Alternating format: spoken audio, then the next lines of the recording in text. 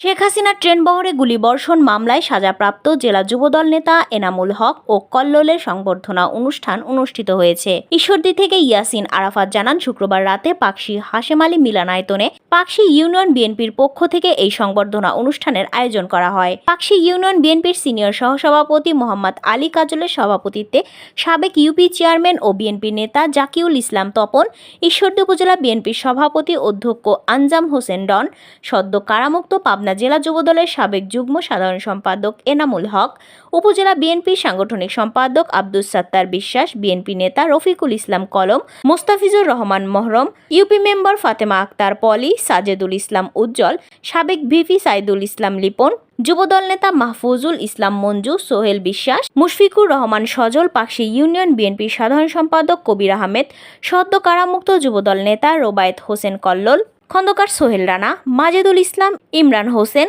ও ছাত্রদল নেতা শিশির মাহমুদ বক্তব্য দেন। বক্তারা ঈশ্বরদীতে শেখ হাসিনা ট্রেনবহরে গুলিবর্ষণের মামলায় রাজনৈতিক ষড়যন্ত্রের মাধ্যমে মিথ্যা মামলা দিয়ে নিরপরাধ বিএনপি ও অঙ্গ সংগঠনের ৪৭ নেতাকর্মীকে সাজা দিয়ে জেলখানায় আটকে রেখে অমানসিক নির্যাতন চালিয়েছে। তারা আরও বলেন, আওয়ামী লীগ সরকার সারা দেশের বিএনপি নেতাদের বিরুদ্ধে মিথ্যা মামলা করে জেলে রেখে রাষ্ট্রীয় সম্পদ লোপাট করে বিদেশে পাচার করেছে। এ সময় বক্তারা বিদেশে পাচার করা অর্থ দেশে ফিরিয়ে আনতে অন্তর্বর্তীকালীন সরকারের প্রতি অনুরোধ জানিয়ে বলেন, যারা দেশের সম্পদ লোপাট করেছে তাদের বিরুদ্ধে আইনি ব্যবস্থা গ্রহণ করা জরুরি হয়ে পড়েছে।